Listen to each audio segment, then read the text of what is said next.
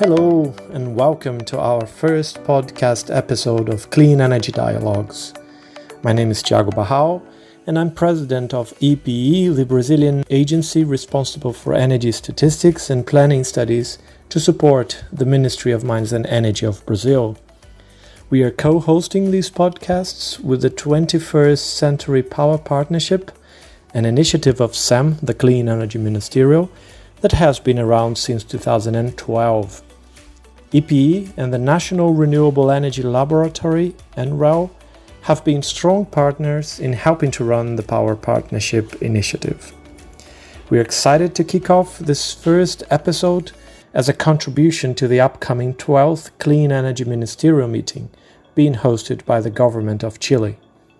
And our topic today is solutions to integrate large shares of variable renewables into the grid. And we have three superb guests to help us understand the subject. Our first guest is Priya Sridharam, who is a program director at GridLab, a non-profit technical assistance organization that is working to accelerate electricity sector decarbonization in the US. Drawing from a research and analysis background, she works at the intersection of technology and policy and has worked in both the US and India. Our second guest is Karim Karoui, who is the technical director of the Sustainability Solutions team of ENGIE Impact in Brussels. He specializes in power system planning and operations, serving as project manager and technical advisor in consulting projects for the power industry in Europe, the Middle East, Africa, and also sometimes Latin America. And our third guest is Luis Barroso, who is the CEO of BSR Energy Consulting and Analytics based in Rio de Janeiro. He's also a research affiliate of Comillas Pontifical University in Madrid, where he has led planning and market studies and research projects in the power industry globally.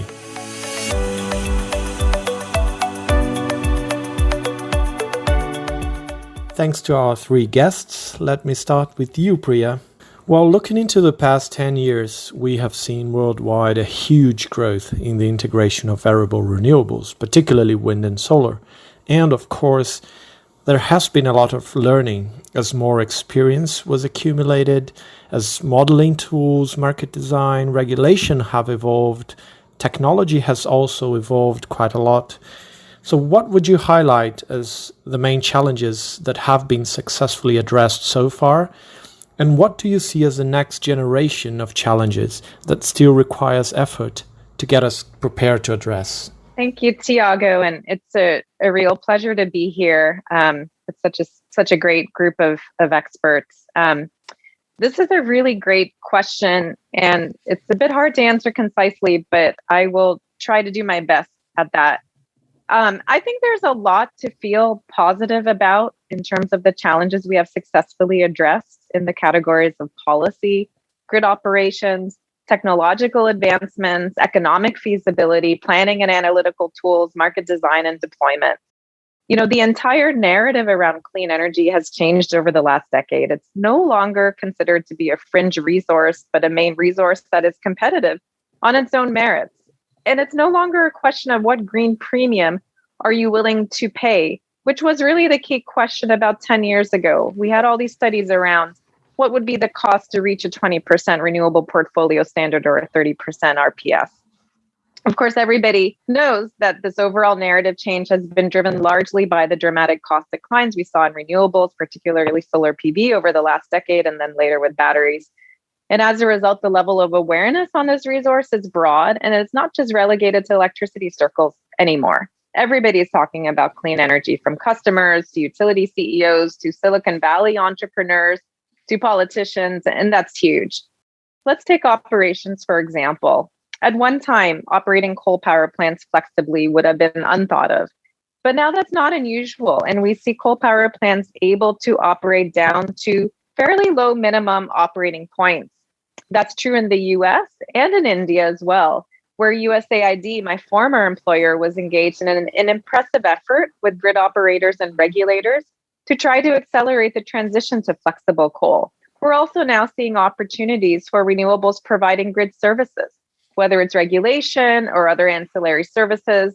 That's been shown in the US, for example, with the First Solar and CAISO pilot in California, or in India, where the state and central grid operators, again in partnership with USAID, have embarked on a pilot to prove this out. Let's take planning. We've seen development of more sophisticated planning and analysis tools and a recognition of the value of anticipatory transmission planning. In fact, we've seen transmission planning to renewable rich zones in both the US and in India. And on the policy front, we're now at a point where 50% renewable penetration is not such an unimaginable accomplishment. And the success hasn't all been around utility scale renewables development. We've seen significant shifts in the area of distributed energy resources, streamline interconnection processes for distributed PV, standards for advanced inverters that provide grid services, particularly with the update of IEEE 1547, significant adoption of distributed PV in Hawaii, for example. We see that 1 in 3 households have solar, representing about 20% of the customer load. But let's talk about the next generation challenges, because there are significant challenges. Almost every success we've seen, whether it's in operations, deployment, transmission, market design, analysis and planning tools, policy, technology advancement, while we've made advancements, we have a lot to go in the future. We now recognize that one of the critical components of climate mitigation is decarbonization of the electricity sector. This means 50%, 30%, that's not enough. We need to go further. For example, as we get to higher levels of renewable penetration, we'll need to get more serious about issues like regional coordination, inter and intra-regional transmission. In the US, for example, there's discussion around a macrogrid and more robust connections between the 3 interconnections. This is actually a hot topic, particularly with what happened in Texas recently. It's no longer going to be enough to flexibilize coal. We now know that we need to get it out of the system, or we need to capture and sequester the carbon. On the modeling front, we've seen a transition from legacy utility planning tools that are based on low duration curves and don't consider chronology whatsoever to those that have sample day representation. But now we know that as we get to 90% clean, and particularly as we reach 100%, the differences between modeling a full 8760 profile versus sample days is significant, and it can result in dramatically different portfolios. And it's not just about the tool enhancement, it's also about the regulatory structures and processes. My organization, Grid Lab, is very keen to increase the level of transparency in regulatory processes, whether it be on the data side as well as on the modeling tool front. This is going to be important if we want to get multiple stakeholder buy-in and acceptance for the decisions we make for the energy transition. We know that we'll need greater sources of grid flexibility from the demand side as well as the storage side. And storage will no longer be just about diurnal storage, but about multi-day storage. So we can address not just hours, but perhaps days of low renewable generation. Right now in the US, there's a lot of discussion on resource adequacy across all markets. We're finding we might need to completely redesign how we address resource adequacy, because our methods were designed for fossil fuel dominated systems, where our challenge was to have enough capacity to meet peak load and account for the outage rates of conventional generators. Now we need to think about how we plan for net load and a system dominated by renewables and different kinds of storage. The risk factors are very different and even more dominated by weather phenomena. And as we saw in Texas, it turns out that gas is also vulnerable to extreme cold weather, and there is no perfect kind of capacity. Finally, we're hearing the term just transition a lot. And this really means something, which is how do we ensure that the costs are not unfairly borne by those that can least afford to pay for it, and that the benefits of this energy transition are experienced by all. Well, thanks for the excellent overview. Louise, Priya just mentioned how the narratives and the landscape for renewables has evolved globally. And she also told us about the increasing confidence that it is technically possible to address much higher shares than most of us believed in the past. Now, talking more specifically about Brazil, which is a very interesting case. It has become a huge market for wind and solar PV, And the integration happens in a hydropower-based system, also with a large national grid managed by a single system operator.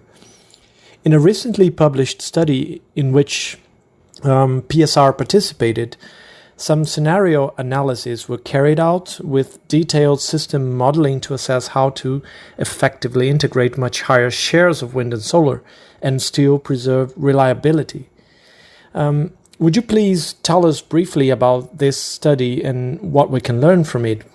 Yeah, so hello everyone, and thanks for the invitation for this podcast. It's super great to be here with knowledgeable friends and people to discuss interesting stuff. And actually, Priya's last set of answers basically paved the way for this project. And just to give you some context, Brazil has a power system with about 170,000 megawatts of installed generation capacity, where hydro accounts for 65% of that. And altogether, hydro and renewables, led by wind, solar, and biomass cogeneration, account for roughly 80% of Brazil's installed capacity. And first of all, it's very interesting to notice that today, renewables already have a big role in the system. So in 2020, they supplied about 20% of the country's energy load. But the Northeast region, where most renewables are located, had many hours where renewables supplied all the load of the region and even produced it in excess, using the grid to export to other regions of the country. So we are reaching very high levels of renewable penetration already today. But coming back to the project that you referred to, Tiago, basically it assesses the impacts of the countrywide integration of renewables, so scale up, what we are observing today in the Northeast, by answering three main questions. So the first question was, what are the tools and methods required to plan the Brazilian system for high shares of renewables? How would the system behave under these conditions? And what is the required expertise in terms of capacity building of EPE and ONS, which in Brazil play the role of the planning company and the system operator? They are different institutions in terms of readiness to handle this future system. So pretty in line with what Priya has just mentioned too. And this was a study heavily oriented towards a quantitative and modeling analysis, using detailed chronologic probabilistic investment planning and production costing tools run in a cloud computing setting because of the massive volumes of data that was handled by these models. And just for reference, the power system model size included 3,000 generating units with a dynamic model and a transmission grid with about 11,000 nodes and 9,000 transmission lines. And from this very intense work, which was really a megalomaniac modeling thing, because everything was run on a probabilistic basis, I would say that we have learned the following. The first lesson is that the planning process must consider analytical tools with the needed granularity in time and spatial modeling, exactly as Priya said. The multi-stage and stochastic modeling of the resources and of their seasonal and spatial complementarity has made all the difference. So in Brazil, there are cross correlations between wind speed, hydro inflows, biomass availability, solar radiation, load profile, and the proper modeling of those correlations on a probabilistic basis has allowed the study to really capture the full benefit of the portfolio effect of the renewables in reducing the overall variability of the renewable generation and increasing their cost-effective integration. We've also learned that it's super important to represent in details the flexibility constraints as ramping and the transmission system in details. But there are other practical lessons. So first, hydro and transmission, they are key assets as flexibility and portfolio providers. So they were the enablers to accommodate high shares of renewables in Brazil. Those high shares allowed, in turn, the benefits of the portfolio of the different sources in terms of a seasonal complementarity between wind production, hydro inflows, and also between solar production and the daily load. We learned that the system can be safely, under a stability and reliability perspective, be completely operated with a high shares of renewables that reached about 70% of the instantaneous load countrywide. The exercise is made. System inertia remained adequate, so no issues on that. And further down the road, the increasing water energy nexus may impose constraints that, along with the adverse impacts of the change of rainfall patterns to hydro plants, may reduce hydropower's contribution as a flexibility provider to the integration of renewables. This is an issue that should be carefully monitored by those countries that are still relying a lot on hydro to smooth out the production variability of renewables. But in summary, the two key words for a successful renewable integration that we learned from this study are identification of the needed planning actions to anticipate the system adaptations that can enable renewable penetration, as well as communication of those actions to the different stakeholders, and the quantification of costs and benefits, paving the way to level the playing field for the different technologies to compete on the same basis, and giving rise to actions such as value-based levelized cost of energy, and to factor more and more in a way to compare different technologies on their value they aggregate to the system. That's it. Now, Karim, I'd like to hear from you now, because you were also directly involved in the study Luis just told us about. How would you relate this study in Brazil with other countries or regions or systems you have studied, particularly in terms of key takeaways, methodologies, modeling tools, and available data? And if you can, would you give us any example in Europe or Asia? So thank you, Thiago. Hello, everyone. And it's my pleasure to be with you today. Basically, all regions and territory power systems have their specificities, but also there are a number of similarities that can be established. These are observed in our numerous consulting assignments we have the privilege to perform on renewable integration.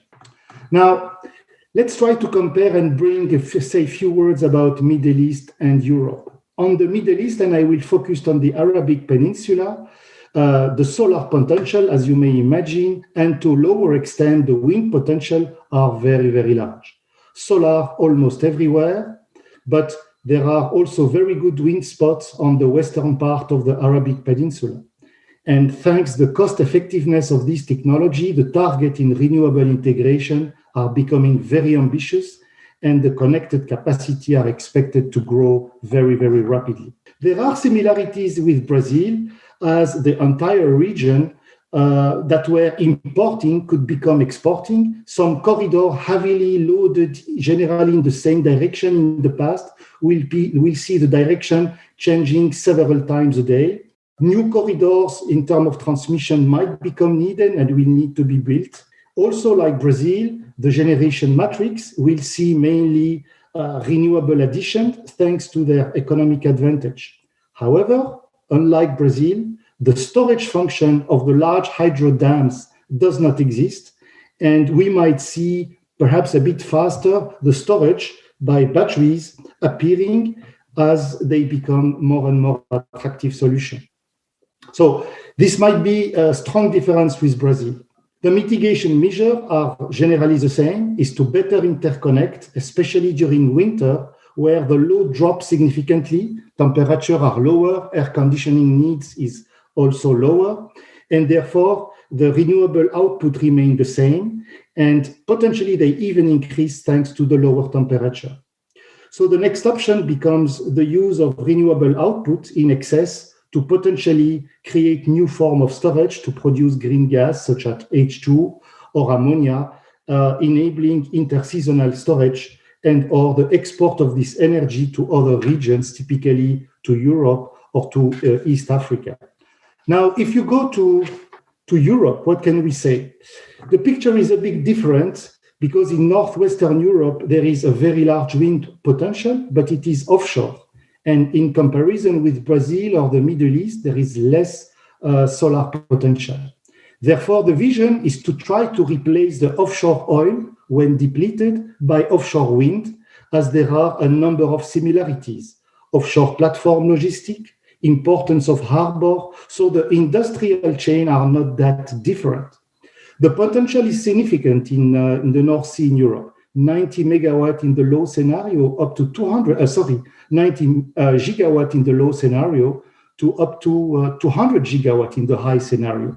So the challenge there is to bring back this energy onshore. And due to the long distance, we have no other choice than HVDC. Due to the very large capacities, the hub becomes much bigger than the secured contingency on the existing interconnected system. An order of magnitude of 3 gigawatt could be reminded here. So the transmission should be fitted with some redundancy, which translates into the needs to have a meshed HVDC grid based on VSC technology, DC breaker, specific the protection system, and so forth and so forth.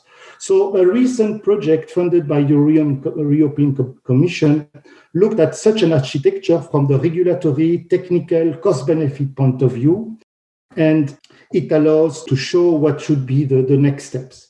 A second similar point is the variability of the power flow, the advent of new functions such as advanced forecasting, probabilistic reserve definition are already or being implemented. The need for data exchange between different countries, because the European system is composed by several countries' power systems, and this might need to take place several times a day to better cope with the variability of the power flow and the exchange between the various parts of the continental system. So the flexibilities increase, and the system has had to adapt itself thanks a number of interconnectors between the various regions, and you can see that in any map of the ENSOE, but also a number of phase shifter has been added to be capable to better control the flow. So I hope this answers your question, and I will stop there. Now, coming back to you, Priya, I have another question. As the share of variable renewables increase, system flexibility becomes more and more critical for balancing the grid with reliability. And I know distributed energy resources is one of the focus areas of your work. So my question is, distributed resources are frequently said to be a potential flexibility source, but how real and how relevant is this potential for flexibility provision by distributed energy resources, and how to untap this potential? Thanks, Tiago. I personally believe this is a really very relevant question that you're asking, and an extremely important one. The flexibility provision potential of distributed energy resources is very real. I'd first like to note that flexibility from DERs is not a new concept. We have had utility demand response programs going back decades all over the world, including the US. These programs have incorporated some form of price incentives and either passive or active control measures to end uses. It could be something like air conditioners to reduce demand in peak periods. And there's no question that demand response, which is a form of distributed energy resources, has delivered benefits to the grid for many years. But the concept of flexible load is evolving as the needs of the grid are evolving. And we've heard from all of the other two speakers as well, how the needs of the grid are changing due to increasing share of renewable energy. While in the past, the focus was on shedding load during peak demand periods, the future will require DERs to also shift load. For example, so we can absorb excess renewable energy that might otherwise be curtailed, and to provide capacity services, perhaps resource adequacy or ancillary services. In India, for example, we're seeing some regions where we have excess solar generation during the day. In those places, agricultural irrigation has been shifted to absorb this generation from nighttime to daytime. which is an incredibly exciting and very practical approach to leveraging demand-side flexibility. While familiar end uses, whether it be agricultural irrigation pumps, industrial motors, air conditioners, can provide these additional grid services. What is exciting is that there's a lot more opportunity from additional DERs that will come with electrification, such as electric vehicles, electrified heating loads for water and space heating, as well as from behind the meter storage devices. And with the advent of more cost-effective sensors, controls, computing, we're seeing a lot of innovation on the technological fronts in terms of pulling multiple resources together and offering a robust demand side resource. Sometimes people have called this virtual power plants. And I'll talk a bit more about this aggregation approach in a little bit. And this innovation has spawned a host of innovative companies in India, in the US, and through the rest of the world. As far as the relevance of all of this, there are numerous studies that attest to the relevance of DER flexibility. Grid Lab, in partnership with the Natural Resources Defense Council, Sierra Club, Evolved Energy Research, have conducted deep decarbonization studies across the Western United States, 3 of these states.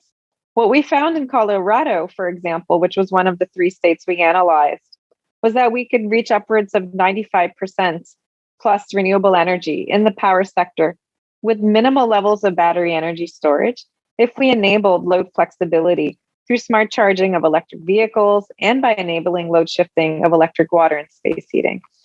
But the second part of your question is the really important one, and I think one that we're still really working through, quite frankly. That is, what do we need to do to access all of this load flexibility? I don't think there's a single answer to this, but we'll need a multi-pronged solution, one that takes into account multiple perspectives from customers, aggregators, utilities, grid operators, and action both at the retail and the wholesale level. For example, in the US, recently, the US Federal Energy Regulatory Commission passed Order 2222, which requires that the RTOs develop tariffs to enable DER aggregations to participate in wholesale markets. In my view, this is a very positive step towards facilitating load flexibility from DERs, particularly from DERs that have the potential to inject power onto the grid, which is a distinction from how we had viewed DERs in the past. By providing an avenue for load flexibility to participate in markets and to be compensated for their services, we're removing a barrier to accessing DER benefits. And I think that is actually a common thread, whether we're talking about how to access load flexibility, whether we're talking about how to access renewable integration benefits from renewable generators themselves. We need to create these pathways for paying for the value that these services bring. But it's not just through wholesale markets. I believe we can also access load flexibility through innovative utility programs. I had given you an example from India, which is incredibly innovative and very effective, and it's not through a wholesale market avenue. In the US, let's remember a significant fraction of the US is not in an organized wholesale market. And there are examples of innovation out there, such as the work that a small co-op utility in Colorado with just 50,000 customers, Holy Cross Energy, is doing through strong customer engagement, leveraging innovative but very accessible technologies and providing price incentives. Now that we know electrification of the transportation sector is another pillar of decarbonization, we really need to make sure that we get smart charging right. And this is true as much in India as it is in the US, where the government of India has made electrification a priority to tackle not just climate change, but air pollution and energy security as well. A few years ago, USAID began partnering with Energy Efficiency Services Limited, a nationally owned energy services provider, to support electric vehicle growth for government fleets and with smart charging strategies. So that's just to give you a little bit of a flavor of what I believe we need to do in order to access this tremendous resource from the demand side. I have a question now about market design. Luis, there are concerns that increasing levels of variable renewables with zero marginal costs will depress spot electricity prices most of the time and, as a result, cannibalize the revenues of merchant plants. Other concerns may also arise, for example, regarding investments for maintaining system reliability. So my question is, what kinds of market design changes are needed to properly address very high shares of variable renewables? Oh, Tiago, come on. Don't do this with me. This is a great question, but that's the billion-dollar question. That's the question that all market designers globally are having a close look to that, and without still a clear answer. And just as a matter of fact, and my apologies for a little advertisement here, I just had the pleasure to co-edit along with Professor Hugh Rudnick from the Catholic University of Chile, the January issue of the IEEE Power and Energy magazine that addresses exactly this topic on how to ensure generation adequacy, generation investments in a near zero marginal cost environment, discussing the regulatory and market challenges ahead. And basically, I think there are many interesting takeaways here. First, a zero marginal cost generation today does not have zero marginal cost when selling forward. This means that liquid forward markets will be essential to secure revenue recovery and to produce bankable projects, period.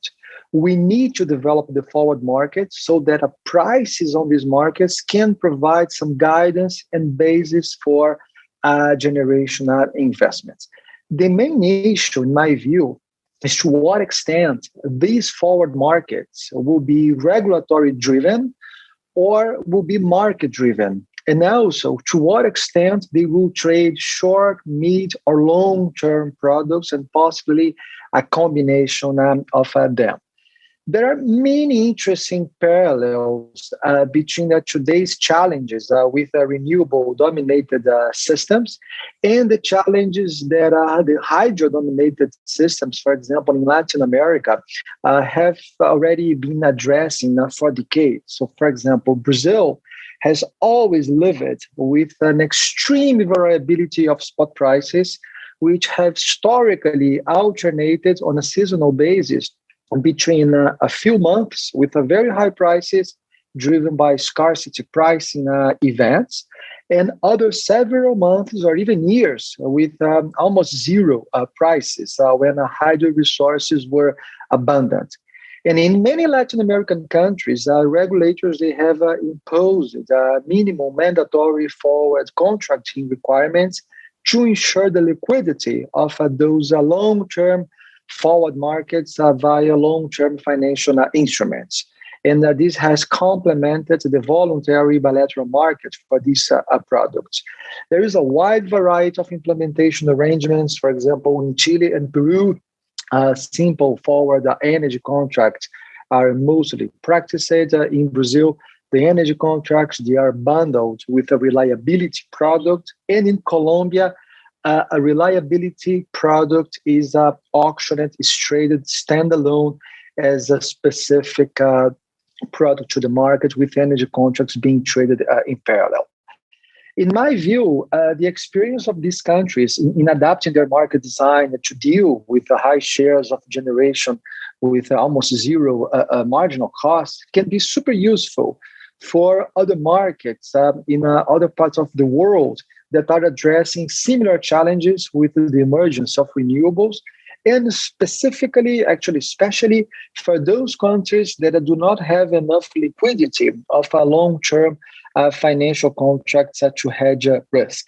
So the Latin American experience with those long-term markets to attract and retain investments in generation has been a positive in my view. Naturally, there are issues that need to be fixed. For example, Latin America is still auctions very long-term contracts, and the auction for long-duration contracts, on the one hand, is facilitate investments and benefit lenders, but on the other hand, they can introduce inflexibilities to the market, preventing cost reductions in technology from being passed to consumers. But in summary, and I don't want to extend too much on that because that's a very big and important question, I would say that the very relevant point is whether the market will get a fair chance to develop those long-term markets. If we have no trust, then it will not work to start. So on the one hand, we can believe in the market and hope that those long-term liquid future forward markets will naturally emerge. On the other hand, there may be a more pragmatic solution that will drive a regulatory-driven demand for some form of a reliability product. And my concern here is not to transform a reliability product into a full guarantee to develop generation, be it a renewable, gas, or nuclear, in the shape of long-term contracts for difference, for example. Because if this happens, the developer or the generator will not have the need to hedge the long-term price risk, and then the liquidity of the forward markets, to start will suffer, and those markets won't materialize from the market standpoint. Karim, I'd like to return to you and explore this topic from a different perspective, because we've talked about many technical issues here today, but communicating to a wider public the insights from the technical studies is needed to really influence policymaking and business decisions. And technical studies about the integration of renewables are meant to, on one hand, offer insights on improving policy, market design, regulation, and on the other hand, also increase confidence that it is possible to do. So communicating seems to be a key part of the work, and based on your experience, what is needed to effectively inform policymakers and have a real impact on decision making? Thank you, Thiago, for this question. I think the previous discussion illustrated that integrating large volume of renewable in the generation matrix touch really various aspects, from the regulatory framework to sometimes the very fundamental technical assumptions behind the power system design as we know it today. Back to my example of the offshore grid in the North Sea in Europe, that is a quite good example from that point of view. The technology must be revisited, if not developed. This includes the standards, this includes the grid code, this includes the equipment testing protocols, things to the DC breakers, things to the new generation of protection that needs to protect those new type of equipment. We need to create the interoperability between the different manufacturer equipment. And we also to sometimes reallocate the functions such as the voltage control or the power flow control between the various elements. So from that point of view, the regulation, they play quite a key role, and the existing organizational framework can also be challenged and might need to be revisited. Typically, in Europe, do we need a dedicated system operator for the offshore infrastructure? The impact of the market mechanism are obvious and were quite well described by Luis. How to deal with a system where several sources have zero marginal cost? How and where to curtail when we have a problem? So to try to answer shortly to your question, that is not a simple question.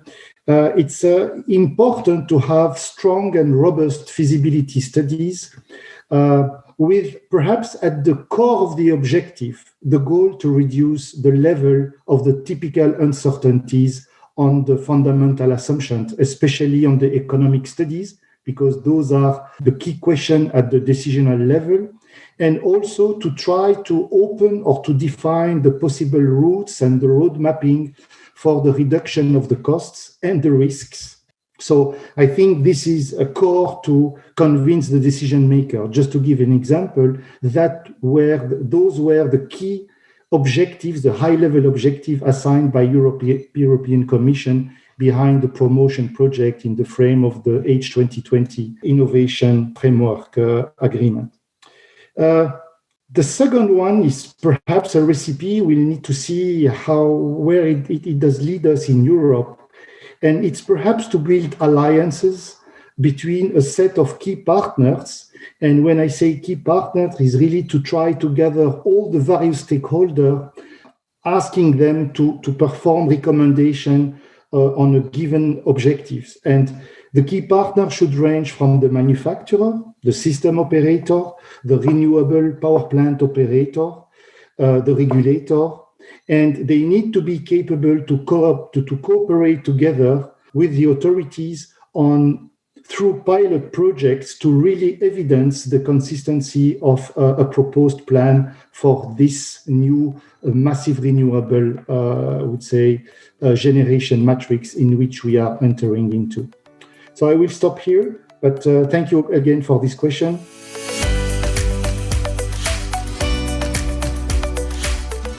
Well, we are coming to the end of our episode, so Karim, Luis, and Priya, thank you so much for your time and your valuable contribution. It was a pleasure talking to you, and congratulations for the great work you've been doing. I'd like to thank also the audience and invite you to listen to the other podcast episodes of Clean Energy Dialogues. Also, please check the 21st Century Power Partnership website at 2121centurypower.org to find more about the work we do to move the world towards a clean energy future. Thanks for listening, and see you at SEM 12.